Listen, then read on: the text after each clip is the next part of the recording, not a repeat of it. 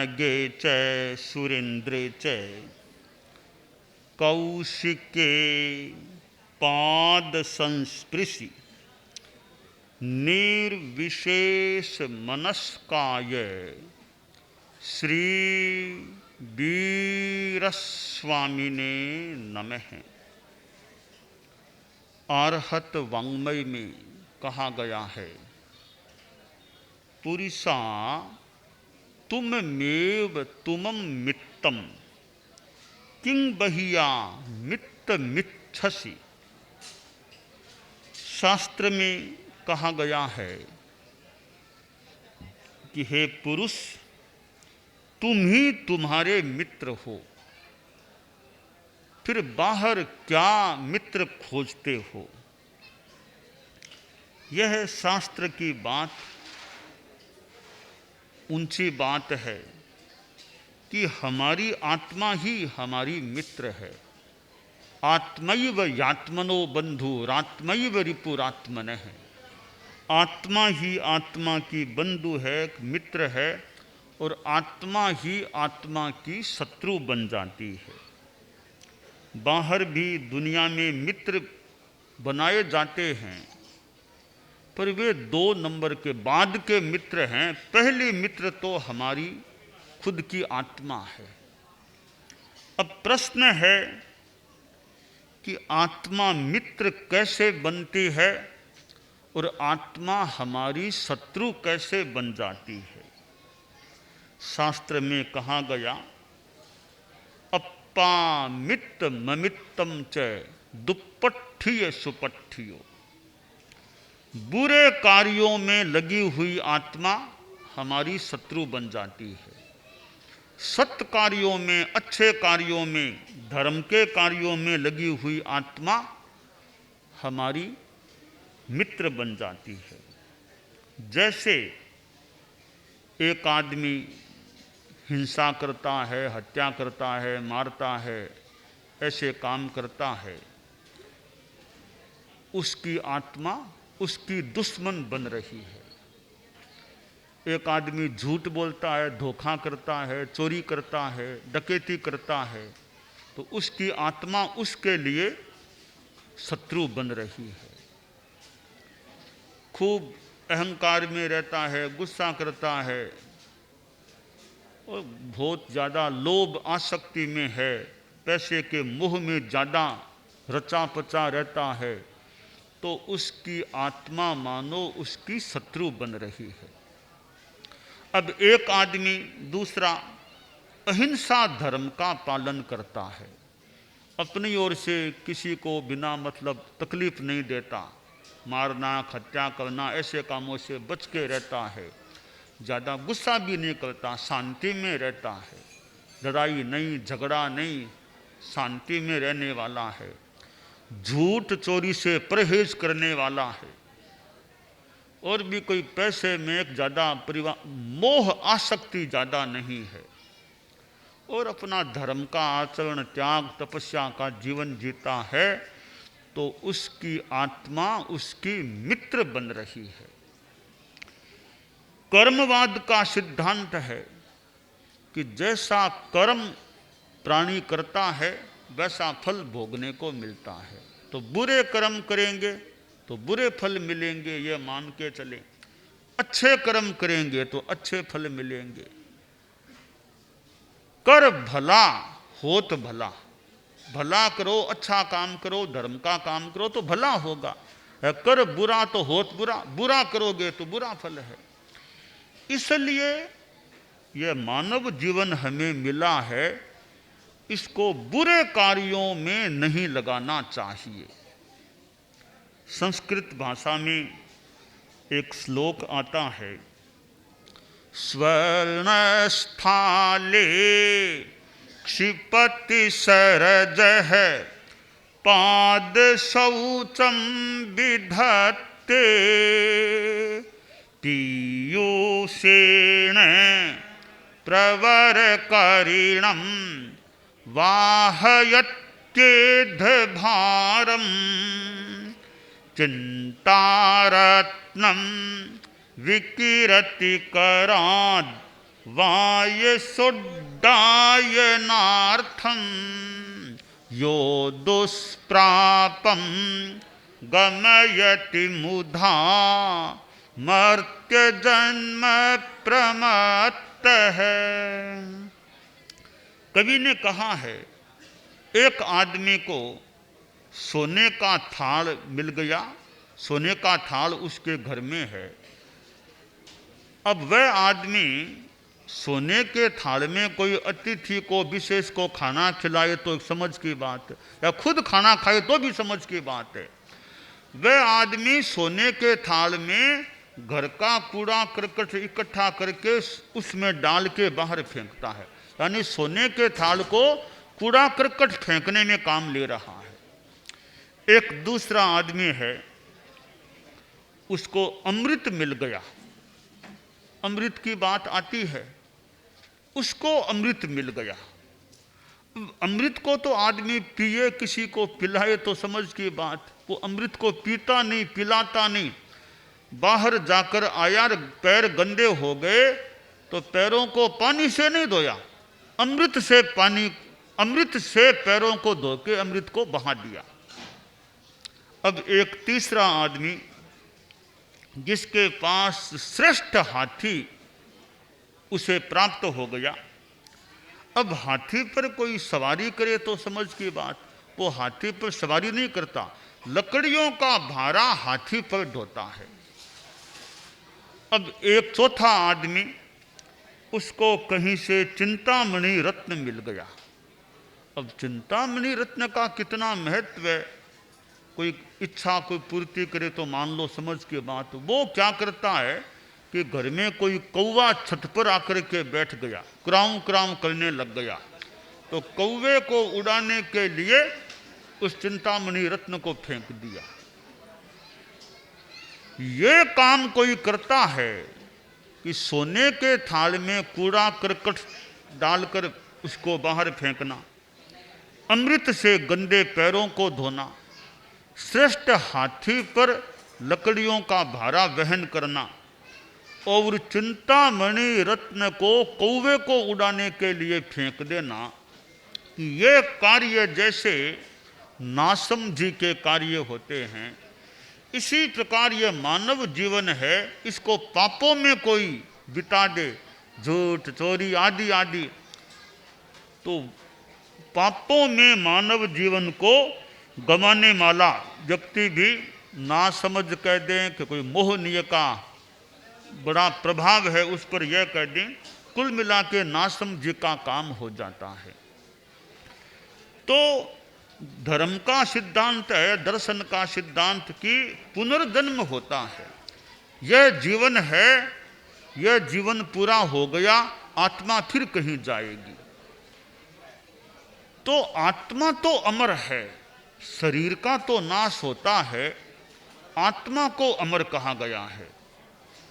हमारे जैन शास्त्रों में भी ऐसी बातें आती हैं, पुनर्जन्म की, आत्मा की ऐसी बातें आती है।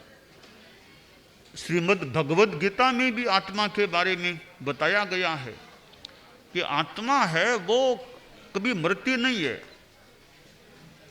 परंतु शरीर का नाश होता है। और आत्मा ऐसा तत्व है, न उसको काटा जा सकता, न छेदा जा सकता, न भिगोया जा सकता, न सुखाया जा सकता, न जलाया जा सकता। तो आत्मा अमर है। तो आत्मा इस जीवन के बाद फिर आगे चली जाती है। तो अच्छे कर्म किए हुए हैं तो अच्छा फल मिल सकेगा, बुरे कर्म किए हैं तो फिर बुरा फल मिल सकेगा। इसलिए योनियां तो 84 लाख बताई गई है। यह मानव जन्म है, यह एक दुर्लभ बताया गया है। यह दुर्लभ मानव जीवन हमें तो अभी मिला हुआ है, तो इसका आदमी सदुपयोग करे, जीवन में पापों से बचने का प्रयास करे और धर्म का आचरण करे। चाहे स्वाध्याय है, जप है, आदि तपस्या है, ये सब चीज़ें करे, सामायिक जैसे जैन धर्म में सामायिक करे, तो इससे हमारी आत्मा की निर्मलता बढ़ सकती है, रह सकती है। हम लोग ये यात्रा कर रहे हैं और वर्तमान में इस सवाई माधोपुर के चोखड़े में विचल रहे हैं और आज भगवतगढ़ आना हुआ है। भगवतगढ़, जिसके नाम ही मानो भगवत है, बहुत अच्छा शब्द है भगवत, भगवान, भगवत।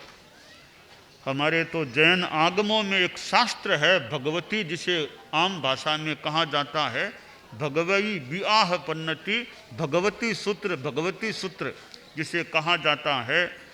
तो गांव का नाम भी बढ़िया है। तो भगवतगढ़ के लोग हैं, उनमें भगवान की भक्ति, भक्ति एक तो पूजा भक्ति वो करना, वो भक्ति भी महत्वपूर्ण हो सकती है, पर जीवन में धर्म रहे, वो आचरणों में भी भगवान कह दे, धर्म कह दे, वो रहना चाहिए। जो आदमी एक तरफ तो मान लो भगवान से प्यार करने की बात करे, एक और आचरण उसके बढ़िया नहीं है, तो थोड़ा एक चिंतन का विषय बनता है कि जो इंसान से तो मैत्री नहीं करता और भगवान से मैत्री करता है, ठीक है, मैत्री करना तो बढ़िया ही है, तो इंसान से भी मैत्री करो। कहा गया है क्या करेगा प्यार वह ईमान से, क्या करेगा प्यार वह ईमान से, क्या करेगा प्यार वह भगवान से। जन्म लेकर गोद में इंसान की, जन्म लेकर गोद में इंसान की, कर सकान प्यार जो इंसान से। इंसान से प्यार नहीं करता है तो ठीक है, भगवान की परमात्मा की भक्ति करना तो बढ़िया है, पर साथ में इंसानों के प्रति भी अहिंसा का भाव रखो, धर्म का भाव रखो। आदमी जीवन में पैसा कितना ही कमा ले, पैसा तो आगे साथ जाता नहीं है। जिंदगी में बहुत कमाए हीरे मोती, जिंदगी में बहुत कमाए हीरे मोती, पर क्या बताऊं दोस्त कफन में जेब नहीं होती। क्या बताऊं दोस्त कफन में जेब नहीं होती। तो कितना ही आदमी कमा लो, कमाता है उसमें भी अगर थोड़ी बेईमानी करके कमाता है, धोखा करके कमाते, धोखा किया है, बेईमानी की, पैसा साथ में आगे जाएगा नहीं। यहाँ भी जीवन काल में पता नहीं पैसा बीच में चला जाए, क्या पता है। तो पैसा मान लो चाहिए, पर पैसा कमाने में भी बेईमानी न हो, धोखा न हो, ये आदमी प्रयास रखे। बाकी एक दूसरे को धोखा देना, उसने उसको ठगा, उसने फिर उसको ठगा, तो धोखाधड़ी में आखिर आत्मा का नुकसान, कई बार व्यवहार में भी नुकसान। वो छोटी सी बात, वो अखबार बेचने वाला साइकिल पर अखबार रख करके जा रहा था, तो सामने से एक राहगीर आया, सोचा रे अखबार बेचने वाला आ रहा है, एक अखबार ले लूं तो रास्ते में पढ़ता पढ़ता चलूंगा, रास्ता भी आराम से कटेगा, अखबार पढ़ने में अलग से समय नहीं लगाना पड़ेगा। कहा भैया अखबार दो। कहा पैसा लाओ। तो कितना पैसा? एक चौवन्नी लूंगा। तो राहगीर ने फटाक से निकाली चौवन्नी, उसमें डाल दी। अखबार वाले ने एक अखबार की प्रति निकाल के उसके हाथ में दे दी। वो इधर गया और वो इधर गया। अब वो राहगीर ने सोचा अखबार पढ़ूं, अखबार को खोला तो फ्रंट पेज पर जो न्यूज थी, अरे ये न्यूज तो मैंने कई दिनों पहले ही पढ़ ली थी, आज फिर ये न्यूज कैसे आ गई है, आज वापस ये न्यूज कैसे आ गई।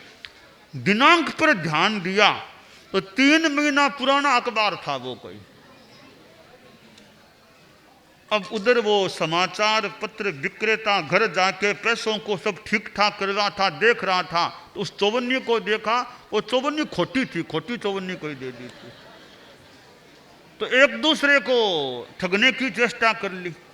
अब न तो अखबार सही मिला न पैसा सही मिला, दोनों ही धोखे में रह गए।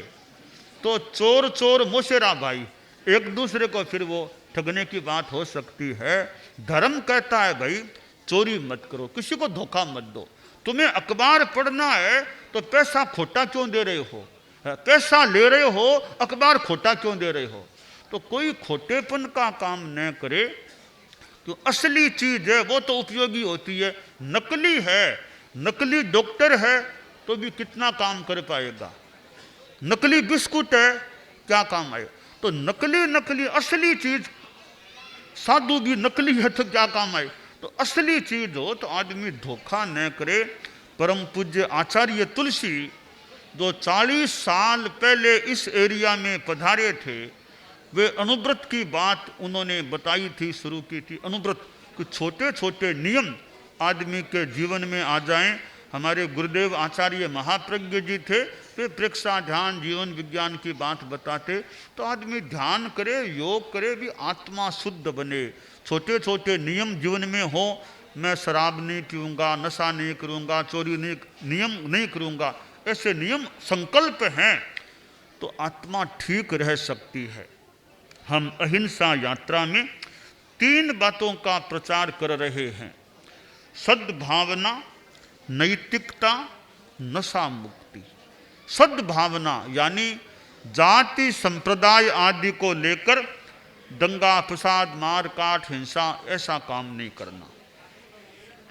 और नैतिकता कि जो भी कार्य करो उसमें ईमानदारी रखने का प्रयत्न रखो।